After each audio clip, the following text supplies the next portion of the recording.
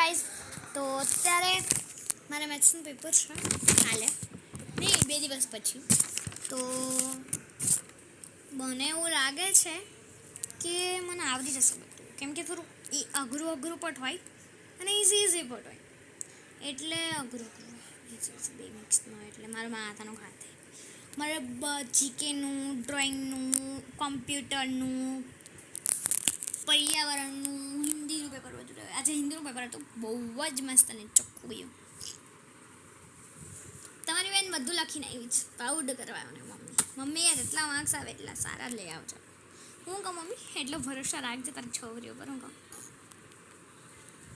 સો મને એવું લાગે છે કે હું કરી શકીશ, બટ આઈ ડોન્ટ નો.